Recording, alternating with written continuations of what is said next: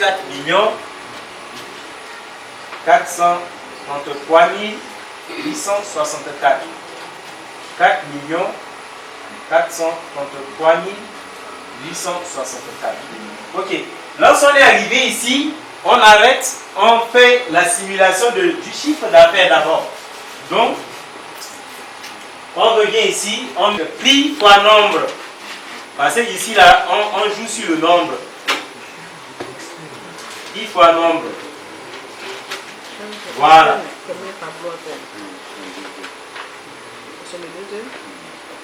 Pardon? Non, monsieur. Oui, charge histoire de don. Ok, dis-nous.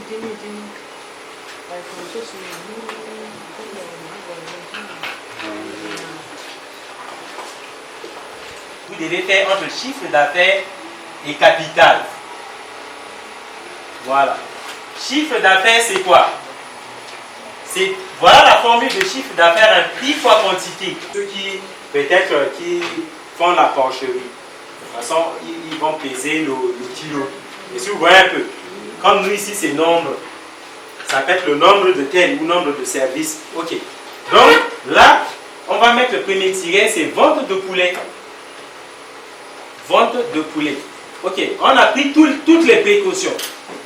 Là, pas de compte des casses. Parce que lorsque tu prévois déjà le nombre de casses, celui qui va les élever va s'arranger pour arriver à ce nombre-là. C'est ça, parce qu'il a dit, mais même le monsieur lui-même a prévu que ça soit 20 casses. Donc ici, tu ne prévois pas. Consciemment, tu sais qu'il va y avoir des casses. Mais comme si tu prévois, le bon monsieur va toujours s'arranger. Que lui-même, il a prévu que 20 soit... Voilà. Et puis, mais il peut maintenant tordre les coups des poulets. Même en bon état. Donc tu vas dire, j'ai payé les médicaments, vaccins, tout ça là, c'est pour qu'il n'y ait plus de casse. Arrangez-vous. Mais intérieurement, vous savez qu'il y aura des casses. Donc là, vous allez tenir compte de cet aspect-là. Donc, prix fois quantité. Le prix sur le marché, c'est 3500, n'est-ce pas? Sachant que vous allez élever bien, vous pouvez même vendre plus que ça. Mais là, vous vendez un prix compétitif. 3500 francs multiplié par 2000 boulets. Et donc, si vous faites comme ça, ça nous donne combien? Voilà, ça donne 7 millions.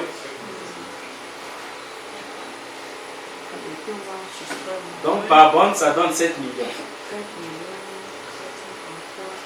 Okay. Lorsque vous avez 7 millions, après ça, maintenant, c'est quoi? C'est produits financiers.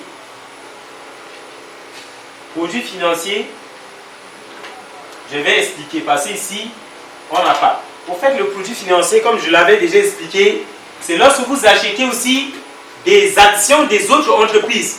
Si vous voyez un peu. Mais là, c'est le démarrage. Vous n'avez pas acheté une action. Mais l'idée de base, il faut que vous achetez ça. Ça va vous aider. Lorsque on dit EcoBank veut ouvrir son capital, vous pouvez même là-bas, lorsque vous partez, demander ça. Est-ce que je peux être actionnaire dans votre banque ou je peux être actionnaire dans votre entreprise? Comme ça, vous pouvez prendre une partie de votre bénéfice, acheter ces actions. L'État a permis ça. Parce que, pour preuve, voilà, c'est inclus dans notre compte de résultats prévisionnels. Donc, vous pouvez acheter. Comme c'est le début, on va mettre 0. Vous n'avez pas encore acheté. Donc, on met 0, 0. Bon, maintenant, après les produits financiers, parce que ici, c'est charge financière, hein. De l'autre côté, c'est produits financiers. C'est la même chose, mais c'est différent. Ici, c'est charge, là-bas, c'est produit. Mais les mêmes choses. Bon, maintenant, après charge financière, c'est produit exceptionnel. Parce que là, c'est charge exceptionnelle. Donc, on met produit exceptionnel. Je vais expliquer. Au fait, produit exceptionnel sous-entend quoi? Sous-entend que, regardez, tout le matériel que vous avez acheté ici, on a amorti. Amorti signifie, dans notre résultat, on a mis une partie de résultat à part, n'est-ce pas? Pour pouvoir renouveler l'équipement après. Et là, l'État va vous attendre. Lorsque vous renouvelez l'ancien qui est déjà obsolète là, et que nous autres là-bas, nous envoie ça chez nous ici, vous devez aussi envoyer ça quelque part. Vous voyez un peu, bon, comment on ne peut pas exporter ça? Tu vends à ceux qui ne le savent pas, bien que c'est vieux. Donc lorsque tu leur vends, tu dois mettre l'argent ici, que j'ai vendu telle chose qui sont déjà arrivées à fin de durée de vie. tu mets là. Et c'est ça là qu'on appelle ça produit exceptionnel. Je donne un cas simple. Regardez la chaise que je vous ai montrée ici. Bon, ok, on doit sortir ça du bilan. Hein. Mais on va faire comment? On ne peut pas donner ça gratuitement à quelqu'un, comme c'est une entreprise. Donc, on va prendre ça, on va prendre un notaire et on va faire vendre aux enchères. Mais maintenant, les musées vont acheter et puis maintenant, ils vont se débrouiller avec. Maintenant, nous, tout l'argent qu'on va recevoir là, on va mettre ici, charge exceptionnelle, pour que l'État prenne un peu de cette partie-là. Voilà. Si on ne le met pas, il va nous rattraper un jour. Madame, où est tel matériel là? Tu as dit, c'est amorti, j'ai vendu. Où est l'argent? Ah, j'ai tout bouffé, d'accord, pénalité. Et si vous avez donné, nos gars là-bas, là, ne badinent pas ça. Hein. Ah, c'est là, c'est ça la différence. Ils font le QP là. Vous avez entendu de parler de QP, non? Autre part. Autre part, voilà. C'est ça, plus d'intéressement. Si tu travailles au niveau des finances, tu as ça. Donc, ça te pousse à faire maintenant. Parce que regardez, qu'est-ce qui va t'inciter à aller fermer les boutiques là? Et à bien faire ça. C'est parce qu'on te dit que tu as 70% des pénalités. Donc, si la personne est hors loi là, même s'il parle comment, tu sais que toi aussi tu gagnes dedans. Tu ne vas pas l'écouter. Donc, tu fais ton travail avec la loi. Et puis maintenant, dans cette histoire-là, toi aussi tu vas gagner ta part. Et si vous voyez un peu, c'est pour qu'ils font ça bien là. Mais si. Mais est-ce que c'est vrai que c'est 60? Et lorsqu'elle finit de mettre les manuels dedans, quelqu'un peut venir louer. N'est-ce pas? Oui. Si quelqu'un vient, la personne loue, ainsi de suite là. L'argent que vous allez recevoir là, madame, c'est produit exceptionnel. Hein. Votre activité n'est pas de faire louer des piscines. Vous êtes agriculteur. Mais comme vous faites louer les piscines aux autres là, vous mettez l'argent de location ici pour que l'État prenne un peu de ça. C'est ça le produit exceptionnel. Bon, maintenant, dans notre cas, ça touche toutes les activités. Voilà, je donne un autre cas pour que vous compreniez. Mais dans notre cas ici, lorsque le poulet, dans le poulet, ceux qui ont été dans les poulets, il y a les copeaux. N'est-ce pas? Oui. Et bien, les poulets, ils mangent et en même temps, ils se débarrassent. Hein. Voilà, ils laissent les fientes là. On appelle ça comme ça. Ah, ça pourra, nous, ça copeaux. Mais lorsque vous mélangez avec les copeaux là, ça devient de l'engrais organique. Et vous pouvez vendre ça aux maraîchers. N'est-ce pas?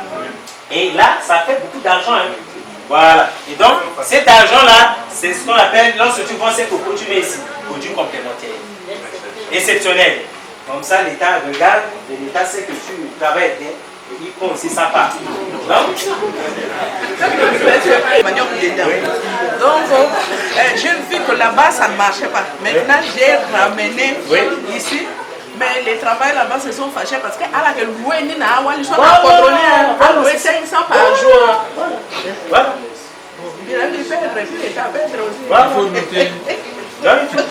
Dans son cas, comment est-ce que je peux renseigner produit exceptionnel? Est-ce que c'est clair? Et dans notre cas ici, c'est vente de fientes. Vente de fientes. Ok, là, ça devient l'engrais organique. On peut vendre ça à 100 000, c'est bon. C'est même petit.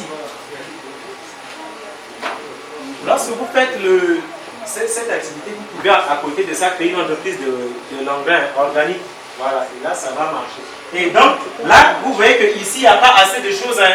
Donc on va avoir seulement 7 100 000. 7 100 000. 7 100 000. 7 100 000. 7 100 000. Ok. Maintenant, regardez, avant de continuer, lorsque vous arrivez à ce niveau, vous allez dans votre cahier de bouillon, dans votre page de bouillon, hein, et puis maintenant, si le total produit est supérieur au total charge, hein, juste comme formule mathématique ainsi, si total produit est supérieur au total charge, donc cela implique que le projet est rentable.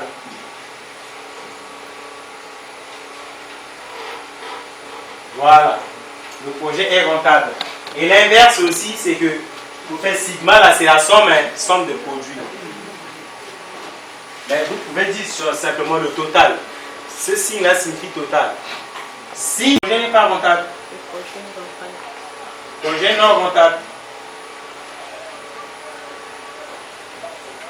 Voilà, donc là, équilibré. Mais ça, les montants doivent être équilibrés. Là, ici, on a 7 millions. Ici, on a 4 millions. Donc, il y a un écart, n'est-ce pas? L'écart qui est là-bas, là, on va balancer ça ici. On va répartir ça entre deux choses. Entre l'impôt et le bénéfice. Et si vous voyez un peu, dès que le total produit est supérieur au total charge, il y a un écart, n'est-ce pas? Cet écart-là, on va prendre les 1 tiers pour l'impôt et les 2 tiers comme notre bénéfice. 1 tiers? Oui, c'est 1 tiers. Oui, c'est comme ça l'écart. Mais regardez le lycée ici, c'est grâce à ça. Et vous regardez aussi, après c'est l'autre là, 40, et aller jusqu'à l'université. Donc en plus là.